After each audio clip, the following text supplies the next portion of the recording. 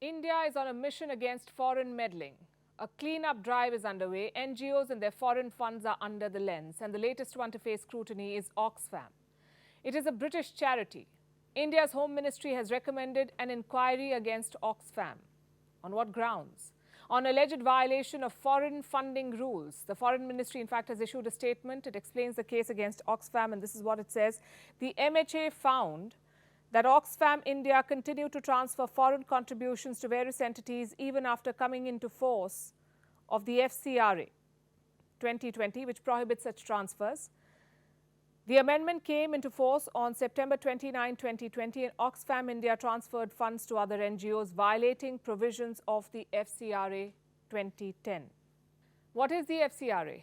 It stands for the Foreign Contribution Regulation Act. It was introduced during the emergency in 1976. The law regulates foreign funding to NGOs in India, and it's the same law that is being used in the case against Oxfam. The law clearly spells out the rules.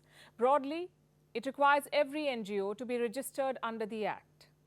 The ones that register get an FCRA license, and they cannot raise foreign funding without these licenses. Meaning, an NGO in India must have an FCRA license to get money from outside the country. That is the law. An NGO must open a bank account to get foreign donations. This account should be opened at the State Bank of India, and the money in this account can be used by the NGO anywhere, ideally for the purpose it is meant for. All such NGOs must file annual returns, and they cannot transfer donations to another NGO. And I repeat, this is the law of the land. Now, India says Oxfam is in violation of this law. This comes from India's Home Ministry. It says Oxfam was transferring foreign contributions to other entities. And where was this money going? Apparently to a think tank. Indian officials say Oxfam routed funds to the Center for Policy Research, or CPR. Apparently, this was in the form of commissions, which begs the question, why was an NGO that claims to be fighting global inequality funding a think tank? The Center for Policy Research itself is facing scrutiny. In the month of March, its license was suspended. We're talking about the think tank's FCRA license. It was suspended for 180 days, again over alleged violations of funding laws. And these two cases appear to be connected. In 2022, both organizations faced scrutiny by India's Income Tax Department. Tax officials showed up at their offices and they conducted surveys. And now the CBI will look into Oxfam's activities. The CBI is the Central Bureau of Investigation. It is India's premier investigating agency. And the Union Home Ministry has recommended this probe. For some reason, Oxfam keeps running into trouble with Indian authorities. In 2021, the NGO's foreign funding was blocked. The Home Ministry refused to renew Oxfam's license. Again, this was over quote-unquote adverse inputs. After an audit of the NGO's books of accounts, ultimately, India decided to not renew Oxfam's licenses. And what does Oxfam say in its defense? It has approached the Delhi High Court to get its license back. It says it is cooperating with all government agencies. And here's something else you should know. Between 2018 and 2022, India has cancelled close to 2,000 FCRA registrations. And in 2022, almost 6,000 NGOs lost their licenses in India, their registrations seized. The NGOs either did not apply for renewal, or the Home Ministry refused to sanction their applications. Oxfam was on that list. Now, critics of the government say that these NGOs are being targeted without cause. But the fact is that NGOs are entitled to legal remedies if they think they've been wronged. And they cannot operate in India without following the law of the land and pushing back against legal scrutiny.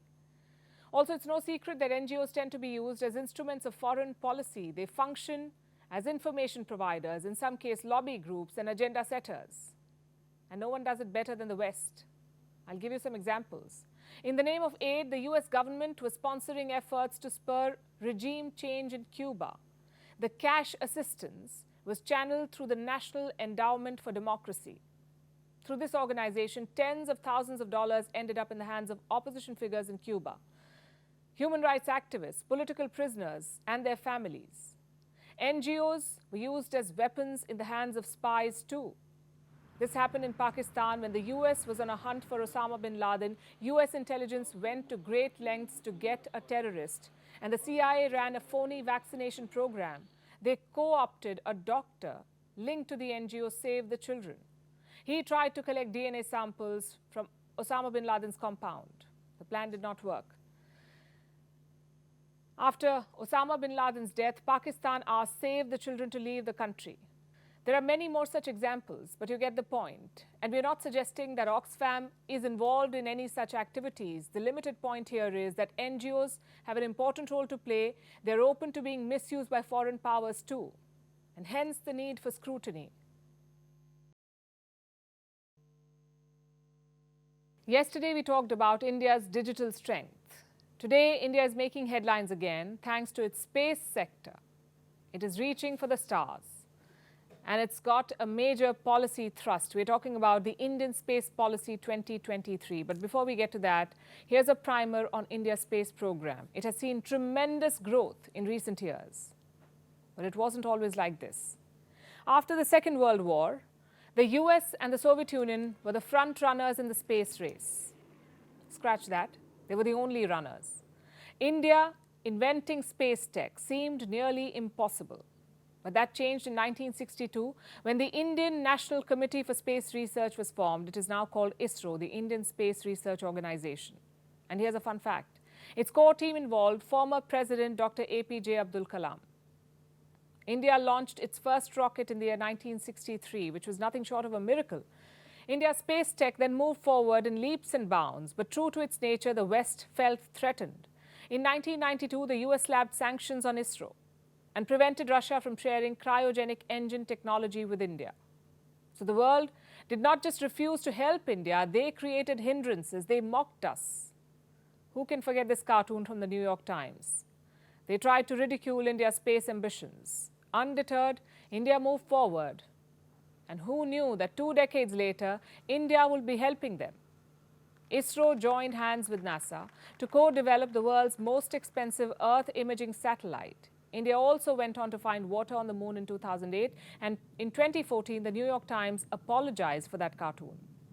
Because India's space growth had put them to shame, and it continues to grow. In 2020, India's space economy was worth $9.6 billion. By 2025, it will be $13 billion. जैसे भारत के IT sector का सामर्थ्य आज दुनिया देख रही है, वैसे ही आने वाले दिनों में भारत के स्पेस सेक्टर की ताकत नई ऊंचाई पर होगी.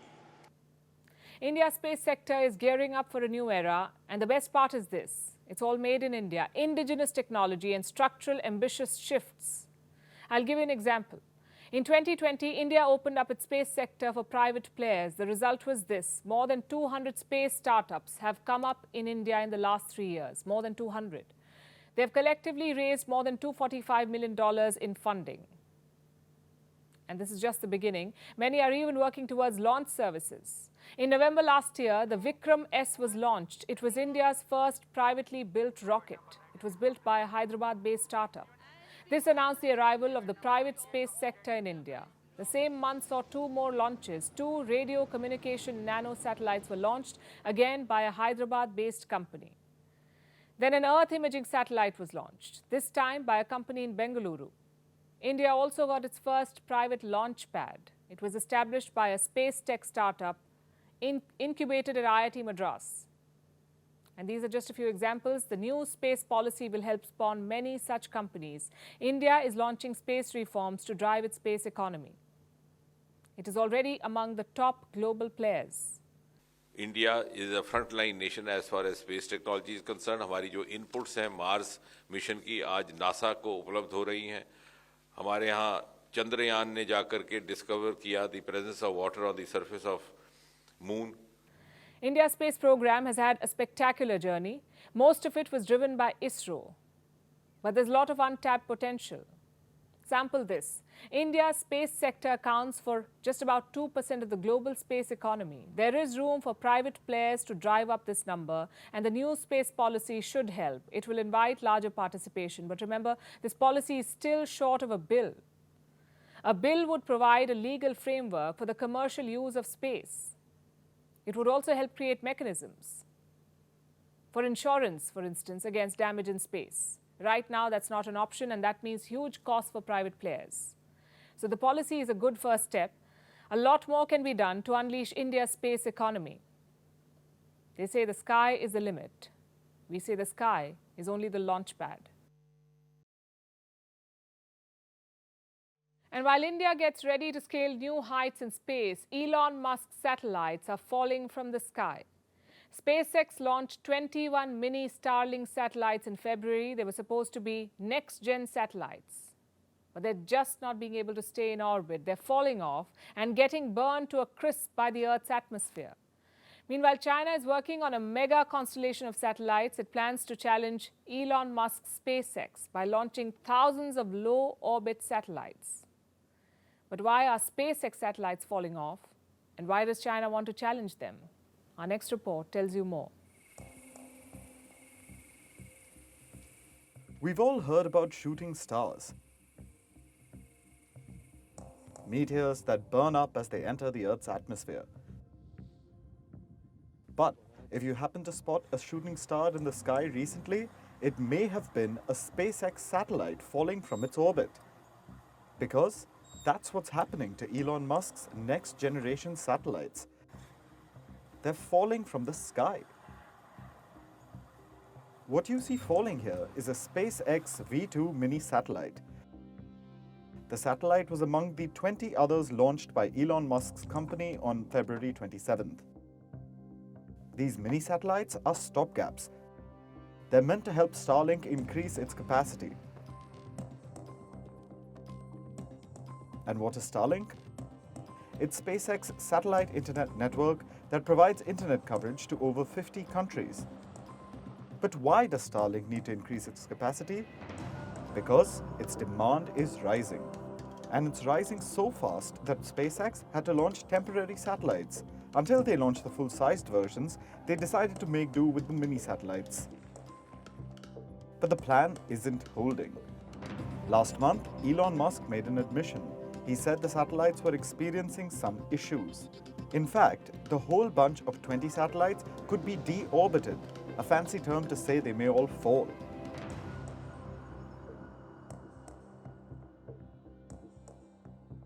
And China is watching this closely. It plans to challenge Musk with 13,000 satellites. China will deploy close to 13,000 low-orbit satellites. And why does it want to compete with SpaceX? Because China sees it as a threat. It fears that the US can weaponize Starlink, and it cites what America is doing in Ukraine. Starlink's internet is helping Ukraine remain connected to the world. It's also being used by the Ukrainian military for its operations. Clearly, if the need arises, Starlink can be used to push America's geopolitical interests. So, China is planning its own mega constellation of satellites that can beam internet back to Earth. But that's just one part of China's plan. The other is this. China is researching ways to suppress or even damage Starlink satellites. This is all part of a government-backed project called Govt, which means state network. And how far has China come in this pursuit? SpaceX has 3,000 operational satellites. Elon Musk plans to take that number up to 42,000. China, on the other hand, faces a host of challenges. It doesn't have enough low-orbit frequencies. And it blames the US for this. China says America seized all the low-orbit resources. This was part of a research paper released by a Chinese military university. It said the rapid development and deployment of Starlink was not just a commercial project, but rather a competitive and strategic interest plan by the US government. China wants to counter this and challenge America's domination in space. There was a time when wars involved cutting food and water supplies. But the way things are going, the next war may be over who cut whose internet.